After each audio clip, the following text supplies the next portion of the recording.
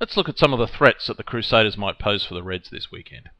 Everyone's talking about the threat that Sonny Bill poses with his offloads, so I'll look at some other areas. The Crusaders scrum is the best in the competition, so the Reds are really going to have to step up in this area, or Dan Carter's going to be potting penalty goals all day. The first area I'll show you some video of is the Crusaders' structured attack. Then we'll have a look at the counter-attack from turnovers, and then their counter-attack from kicks.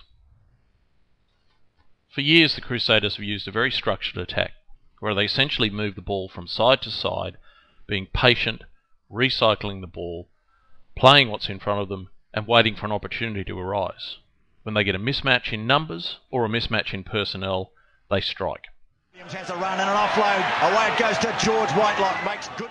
We can see here in the game against the Tars that in the first 3 phases of possession, they've effectively made 10 metres. They haven't looked particularly threatening. But they've been waiting for an opportunity, and when it comes, they pounce. They've got numbers, they send it wide, they outflank the Tars. So from something that didn't look particularly threatening, you can see the major threat that develops. Of course, knowing what's going to happen and doing something about it are 2 completely different things.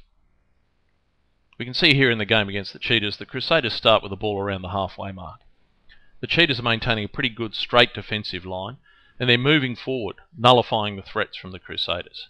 But again, the Crusaders are patient, take it through, recycle phase after phase, and in this movement they actually get to 9 phases. You can see here with their aggressive defence and pushing forward, the Cheetahs have actually made ground, and you'll see that they've caught the Crusaders behind the advantage line. Obviously making your first up tackles is really important, but even here when we see a missed tackle, the Cheetahs cover it up and the Crusaders are still 5 metres short of where they started from. Importantly, the Cheetahs have been maintaining a straight line of defence, with everybody moving forward together, good line speed. But as we come into the 9th phase of play, we can see it only takes 1 mistake against the Crusaders and they'll pounce. And here's the mistake. We've got players outside that have rushed forward, players inside have held back. It's no longer a straight line, and the Crusaders are away for a 50-metre try. The Reds need to be aggressive in defence and move forward, but they must maintain a straight line and work together. Here's just one example of how the Crusaders deal with turnover ball. There's many more I could have shown you, but usually the Crusaders use the same pattern. Here the ball's stolen at the maul, the Crusaders are down on their own line, forward secure it at the first breakdown, but then their immediate reaction is to go wide. Even though they're down on their own line, they're prepared to run it and they're very good at it. The Reds are going to have to be on high alert whenever there's turnover ball. One of the biggest threats the Reds will have to deal with is the way the Crusaders counter-attack from kicks. And it starts with the numbers they get back behind the ball.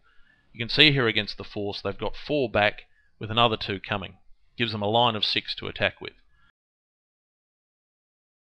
They'll look up. If they see anything on, they'll run it. They're very good at it. You can see here a couple of missed tackles and they've scored a try over 50 metres. Again against the Force, this is from a kick through from an error. But even then, they've got 6 back. They're ready to attack. Even when it's messy ball down near their own line, they're prepared to have a go. And he gets back for the Crusaders. He elects to throw it infield. Again, missed tackle in the front line, and they're away. They end up making over 70 metres in the break. It's to Whitelock. Have a look at the Crusaders go. Guildford. Here's an example against the Stormers, where it's a magnificent kick from deep in the Stormers' own territory. And even though the ball gets over the head of the Crusaders, you can see there's 6 back in a line ready to attack. Bergquist is back. And with Sonny Bill's offload, it develops into a try that comes from deep within the Crusaders' territory. And that all started from what looked like a pretty good kick from the Stormers. Reed inside to Crockett. What a try!